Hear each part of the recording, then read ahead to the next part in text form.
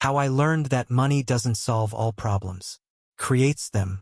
I always thought that having money was some kind of shield, an armor that protects you from all the bullshit in life. I'm 34 years old, and I earned enough to buy myself not just a shield, but a whole tank. I did it myself from scratch without anyone's help. And then that call came, and I realized that no tank could save me from what comes out of the past, especially when that past is sitting on a life support machine. Everything that happened fit into 1 month, and each week tightened the noose around my neck. I was sitting in my office on the 28th floor, looking out at the lights of Dallas and thinking about how lucky I was to be David and to have this view. I was in the process of finalizing a deal that would bring my company a ton of cash, and I felt like I was on top of the world. My phone vibrated.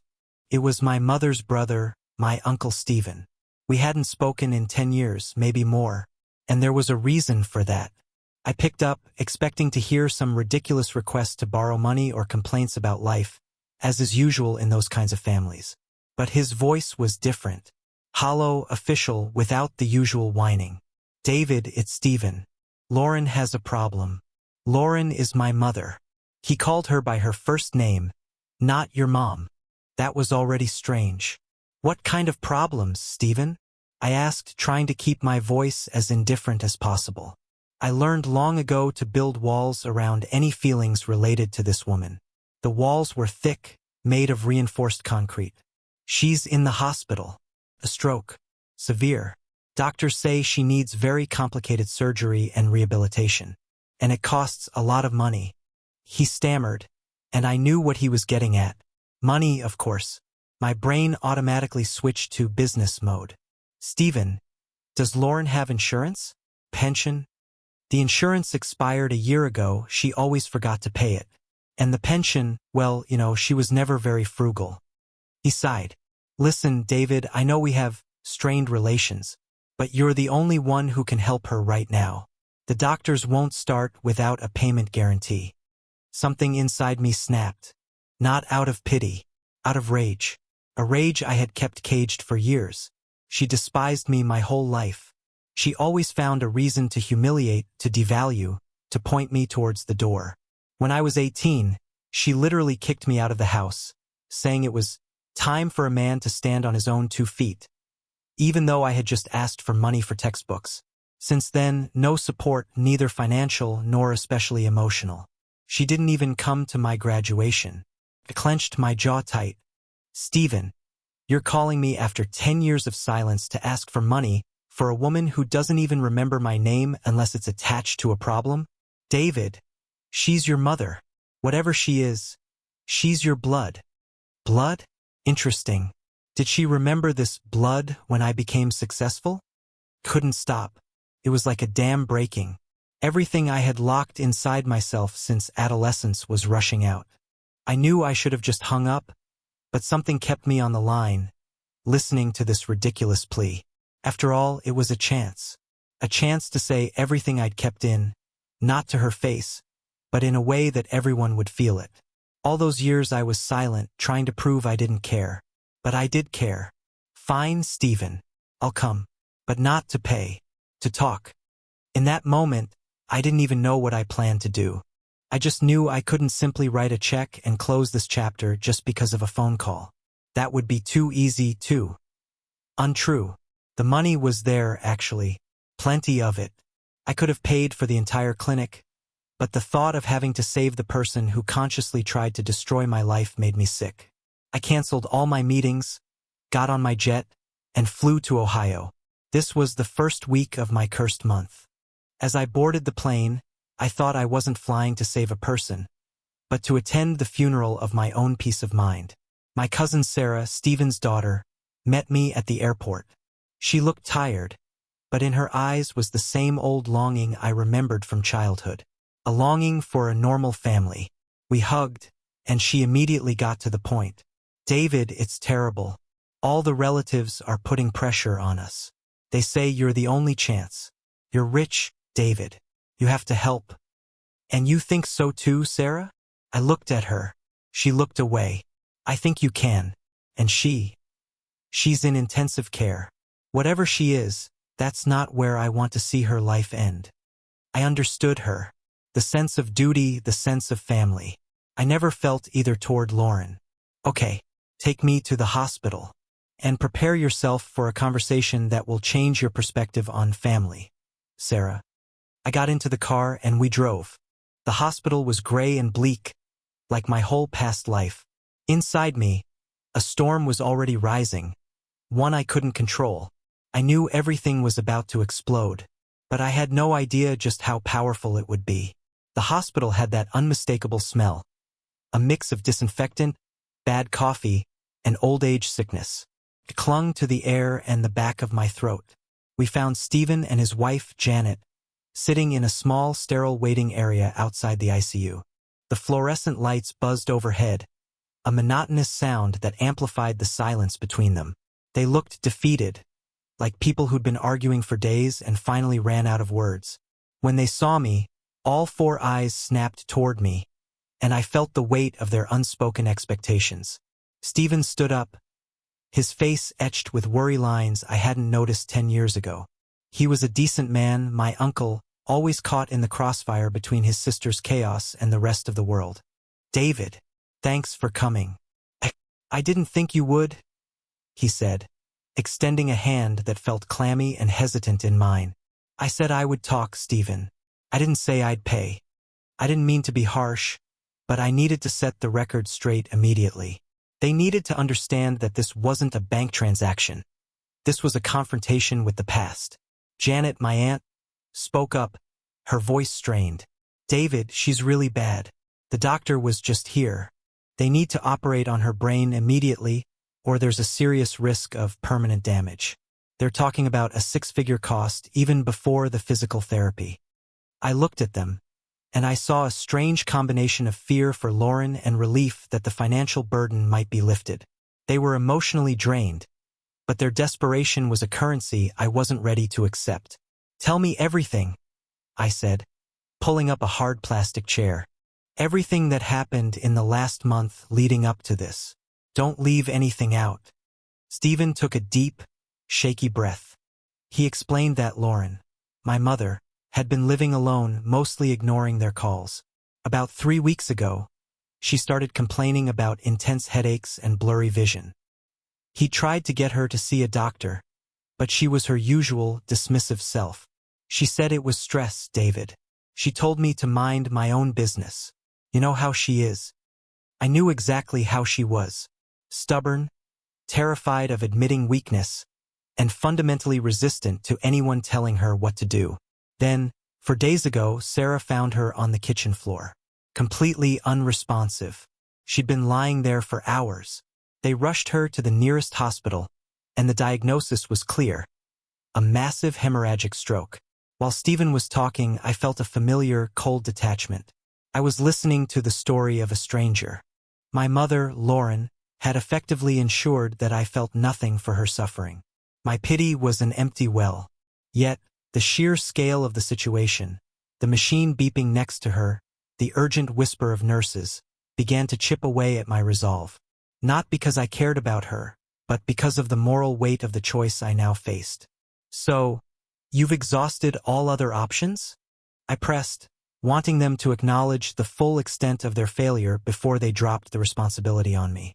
Yes, her bank account is nearly empty. She mortgaged the house years ago to pay off some stupid investment, and the payments are late. We've even called a few local charities, but they can't cover this kind of specialized care. Stephen leaned forward, his face begging for mercy. David, the family is furious. They're saying you're obligated. You're the wealthy one. You can't just let her die. Obligated.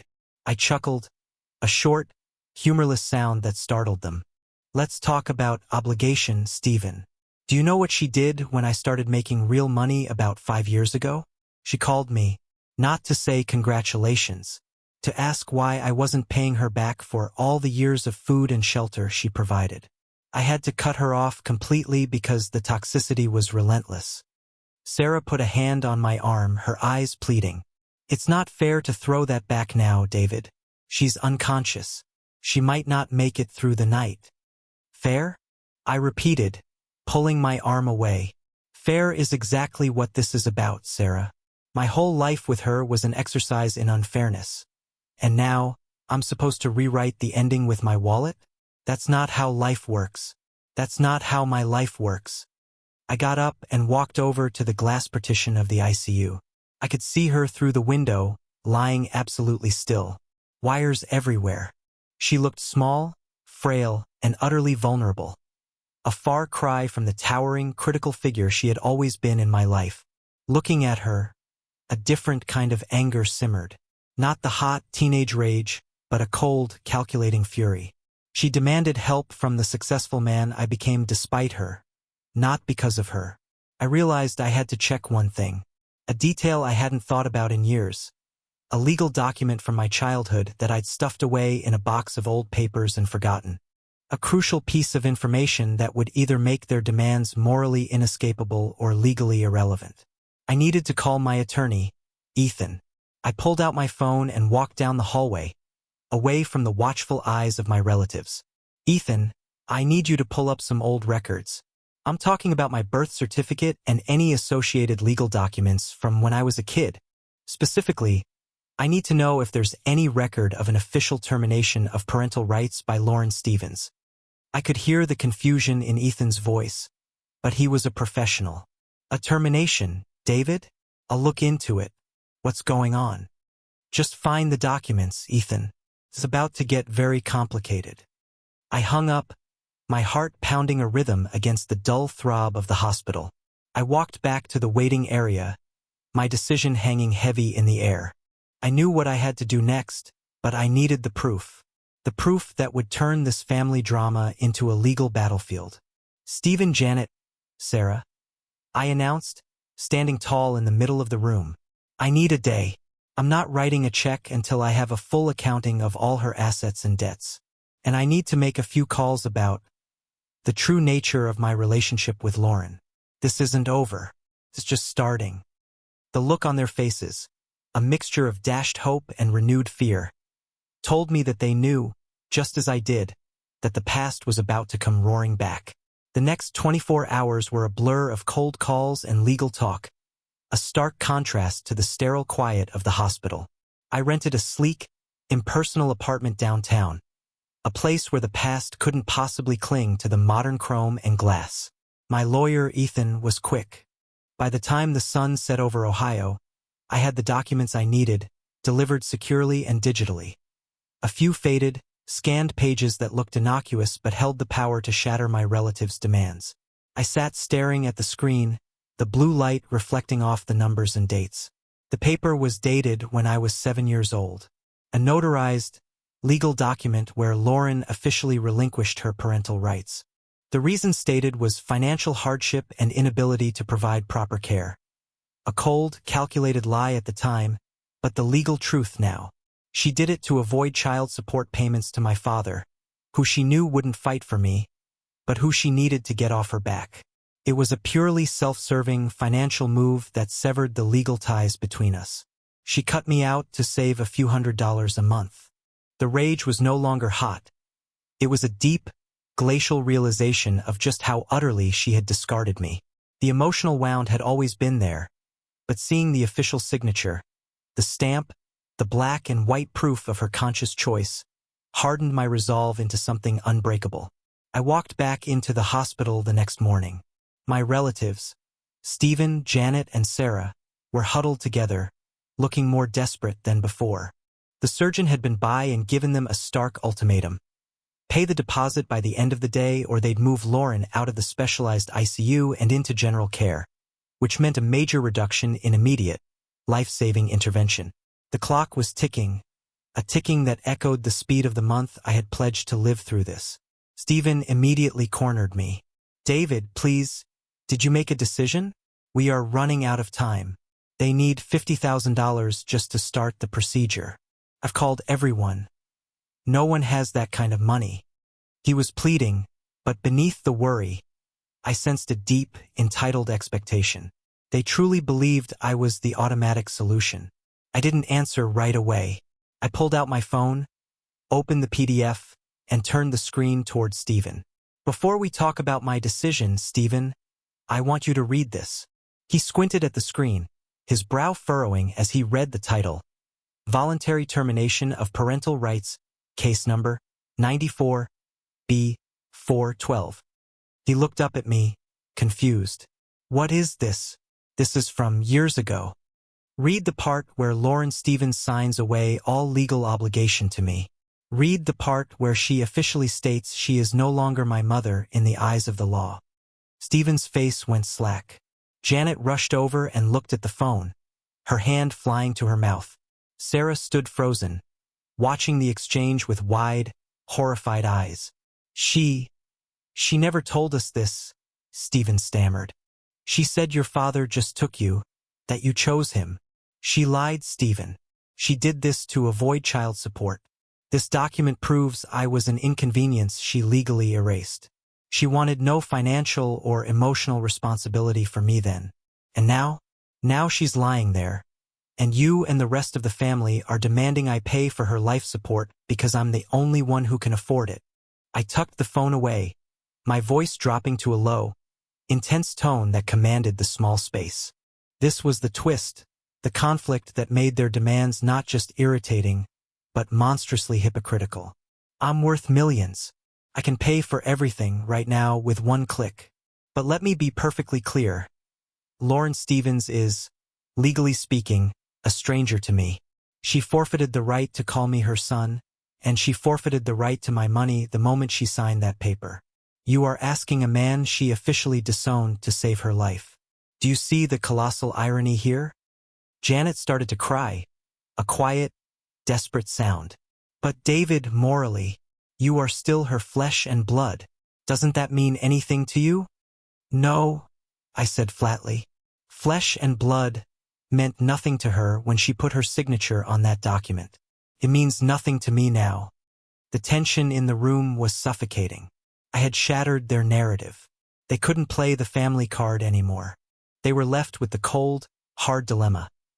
Their sister was dying, and the only person with the means to save her had a legally sound, emotionally justified reason to walk away. I knew this would be my turning point. I had the legal high ground. I could simply walk out and never look back. But the sight of Sarah's genuine distress, the quiet shock on Stephen's face, planted a seed of doubt. Was my revenge worth my entire future peace of mind? You have until the end of the day, I told Stephen, my eyes locked on his. Tell me why I should ignore this document. Give me one single reason why the man she disowned should pay for the woman who demands help only because I succeeded despite her. I left them standing there in the fluorescent light, the official paperwork acting as a silent, damning witness to Lauren's past cruelty, and the ethical responsibility heavy on my shoulders. I was walking into the second half of this horrific month, and the decision was about to become less about money and more about the kind of person I wanted to be. I spent the next few hours walking the city, the cold Ohio air a sharp, clean contrast to the emotional mess I'd left in the hospital. I needed to distance myself, to look at this decision like the multimillion-dollar deal it was. A calculated risk where the currency wasn't money, but my future sanity. When I finally returned to my temporary apartment, I found an email from Ethan. It wasn't about Lauren's legal status. It was a file related to my father's old estate, a detail I hadn't paid much attention to when he passed away a few years prior. Ethan, being meticulous, had pulled every related financial record when searching for the parental termination documents, just in case. I opened the file. It contained a separate digital ledger my father, Frank, had kept. It was a private log, meticulously detailed, covering the years immediately following the divorce and my mother's signing away of her rights. It wasn't just a record of child support. It was an unofficial, just-in-case ledger of every single expense related to me that he'd paid, from my first bike to tuition payments for high school. But the twist wasn't the payments themselves. It was the notes attached to the entries. One entry, dated a year after the termination, read, "Paid $800 for David's summer camp. Lauren called, threatening to take him out of state unless I paid for a few unexpected bills. She claimed it was for a medical emergency for her sister. Told her I wouldn't pay her directly, only the camp. She agreed." Another, from when I was 14, paid $1,500 for the retainer on the house to stop foreclosure. Lauren begged, said she'd be homeless, asked that David never know. Made it clear this was a one-time loan to avoid disruption to David's schooling. There were dozens of entries, stretching over nearly a decade. Lauren hadn't just legally abandoned me. She had repeatedly weaponized the threat of my instability to extort money from my father, all while maintaining her icy distance from me. She never paid him back. She never even acknowledged the help. She just took, always framing the transaction around some fictional crisis that only my father's money could solve. The most devastating entry was from the week she kicked me out at 18. $5,000 paid to Lauren. She demanded the money, saying she needed a down payment for a new car, threatening to tell David she couldn't afford college tuition for him if I didn't comply. She told David to move out to save face. Paid it, hoping she'd leave David alone now. My blood ran cold. The final act of rejection, being thrown out of the house, wasn't about becoming a man. It was a cruel, calculated performance to secure a final, large payout from my father, an action she tried to hide from both of us. All the years of humiliation, of feeling worthless, of believing I was a burden she couldn't wait to be rid of. It was all a lie, a cynical transaction masked as maternal discipline. This wasn't just proof that I wasn't obligated to her. This was proof she had financially profited from my existence for years after legally disowning me. I slammed my fist onto the table. I had come to the hospital prepared to debate a moral dilemma. Should the successful son save the cruel mother? But now the question was completely different and far more twisted. Should I let the woman who extorted my father, and who profited from my childhood trauma, use her imminent death to extort me again? I immediately called Stephen. His voice was tired and defeated. Did you think about what I said, David? The doctor is calling us in 15 minutes. They need an answer. I have the answer, Stephen. And I have something else. My voice was low, controlled, almost humming with the cold, hard certainty of a man who just discovered a profound betrayal. I'm coming back to the hospital and I'm bringing proof that Lauren didn't just abandon me. She spent 10 years extorting money from my father using me as leverage after she signed that paper. I know about the medical emergencies that were actually car payments. I know about the foreclosure that was just a lie. Stephen was silent for a long moment. David, you're wrong. She wouldn't. She would. I have the ledger, and you're about to see it. Now you have a new choice, Stephen. Do you stand by the woman who betrayed everyone here, including you and your family with her lies? Or do you accept the truth about who she really is? Because my decision on the money depends entirely on that. I got back into my car and sped toward the hospital. The path of righteous revenge was clear, but the price, the total annihilation of the last shred of family integrity, was a heavy moral weight. I was about to drop a truth bomb that would not only decide Lauren's fate, but would also utterly break the rest of my family. The ultimate power play wasn't writing the check. It was revealing the secrets. I strode back into the hospital waiting room. The atmosphere wasn't tense. It was defeated. Stephen and Janet were sitting side by side, their faces pale. Sarah was pacing near the window, her back to the room. The doctor had been and gone, their ultimatum delivered. The deadline was near. I didn't waste a second. I put my laptop on the small plastic table and opened the Frank Stevens private ledger file. The screen glare illuminated the devastating entries. You wanted to know why I shouldn't pay? I said, my voice low and steady. Here's why. She didn't just abandon me. She cashed me out, repeatedly. Stephen and Janet leaned forward, their eyes scanning the entries. I pointed directly to the evidence, the $1,500 for the house loan, the $800 for the medical emergency that was actually my summer camp. Finally, I highlighted the last entry, the $5,000 payout she received the week she told me to leave home. She forced me out to maintain a lie. She profited from my displacement. She made me believe I was worthless so she could shake down my father one last time. I stated, the bitterness finally surfacing. This isn't a moral dilemma anymore. This is a reckoning. I am financially obligated to nothing, and morally, I owe her less than nothing. Janet gasped, burying her face in her hands. Stephen stared at the screen, his hand trembling as he traced the figures. The house. She said she saved it herself. All those years, he muttered, the realization of his sister's deep deception crushing him. Sarah finally turned around. Her eyes were red, but there was a fierce, almost tragic clarity in them. So what do we do, David? You've proven she's horrible. You've proven we were all lied to. Does that mean we just let her go? We stand here and watch her die, knowing we had the power to stop it just to win an argument? Is that what your success bought you, the right to be as ruthless as she was? Her question hit me like a physical blow. It was the key, the moral pivot I had been avoiding. My revenge was legally sound and emotionally justified, but it felt hollow. Killing her with kindness was out of the question, but killing her with righteous indifference? I looked at Lauren's name on the top of the termination document on my phone.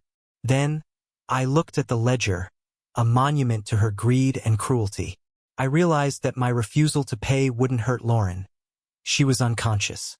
It would only destroy the last remnants of Stephen and Janet's belief in family and, more importantly, it would ensure my own future was tainted by the memory of this calculated, victorious act of vengeance. I closed the laptop with a snap. No, I said, looking straight at Sarah. I won't let her death be my story. I won't let her win by turning me into the monster she always accused me of being. I took out my bank card. I'm paying the $50,000 deposit, and I'll cover the surgery. I'll make sure she gets the minimum care required to stabilize her and get her out of the critical zone. Not $1 more for luxury rehab. Just the necessary medical intervention. Stephen looked up, hope flickering in his eyes. David, you will? Thank you, thank you. I raised my hand, cutting him off. But this is not for her. This is to buy my own freedom. The freedom to walk away from this waiting room and never think about her again without the stain of regret. I turned to Stephen and handed him a printed copy of the termination document and the ledger. You will give these to the family. They need to know the truth about who they're demanding money for. And you, Stephen, will sign an agreement. Every single financial decision regarding Lauren from this moment forward goes through my lawyer. She will be stable, but she will not be comfortable. And she will not be receiving a dime for anything beyond basic needs. And I will never visit her again. I transferred the money. The confirmation notification flashed on my screen. A cold, digital validation of an agonizing choice. It took less than 5 minutes to secure my mother's life and my own emotional liberty. I stood up, gathering my laptop and documents. I didn't say goodbye. I walked out of that hospital, leaving my stunned relatives and the unconscious woman who had signed away her rights to me years ago. My month was over. I had saved her life, not because she was my mother, but because I couldn't bear the thought of becoming the kind of person who would let a technicality decide life and death. I flew back to Dallas that night, leaving the cold, bleak truth of my family behind. I'm sitting here now, back in my office, looking at the city lights. I'm richer, legally vindicated, and completely, absolutely alone. I kept the secret about the extortion from the family just long enough to make my point. But the knowledge of her treachery is a quiet poison only I carry. I paid a huge sum to save a life, but the real cost was the realization that money doesn't buy peace. It just buys the choice of which kind of pain you want to live with. I chose the pain of a hollow victory over the guilt of a justified execution. And sometimes, even with a tank and a shield, that choice feels like the heaviest burden of all. I wonder, did I really win? Or did I just prove that even after she signed me away, she still holds the power to make me spend my fortune to defend my soul?